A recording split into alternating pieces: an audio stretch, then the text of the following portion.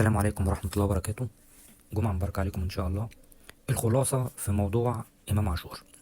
إمام عاشور اللي حصل إنه في الماتش الأخراني بتاع وادي دجلة، إمام عاشور كان مصمم إن هو يشوط البلانتي.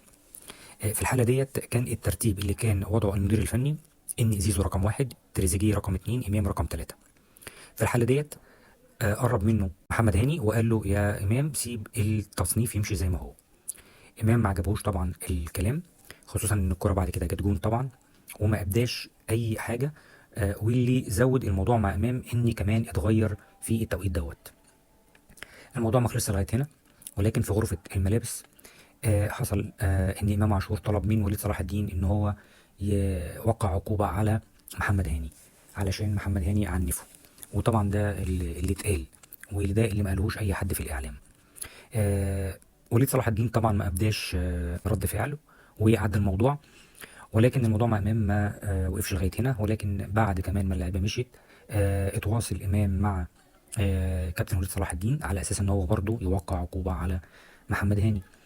ولكن وليد صلاح الدين برضه ما اداش الموضوع اهتمام وقال ان الموضوع خلص والفرقه كسبت وخلاص يعني. في الحاله ديت امام قرر ان هو ما يسافرش مع الفريق الرحله لتنزانيا.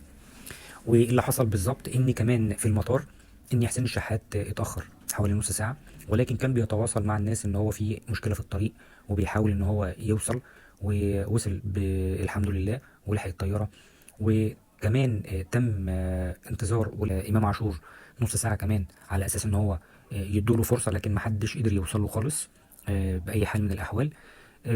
طبعا السيناريو دوت اللي محدش يعرفه ان السبب فيه هو الوكيل بتاع امام عاشور اللي هو ادم وطني، واللي ده عمله بنفس الطريقه مع بنزيما في نادي النصر. وان في مشكله حاليا دلوقتي برضه بسبب الموضوع دوت، مشكله كبيره قوي في السعوديه تخص ادم وطني وبنزيما. الاهلي اتصرف ازاي؟ الاهلي اتصرف في حدود القانون، ان هو نزل عليه العقوبه اللي هي اقل من 25% من عقده. وطبعا ده ليه هدف تاني، انه ممكن امام يعمل اي حاجه تانية فيبقى في مجال انه يتوقع عليه عقوبه تانية.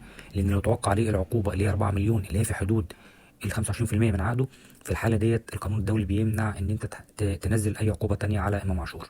وده اللي عمله الاهلي واللي حطه في الحسبان، ان هو لو امام عاشور حصل منه اي تجاوزات تانية خلال الموسم ان هو يقدر يوقع عليه عقوبة، ما تبقاش الامور كلها وصلت الطريق مسدود.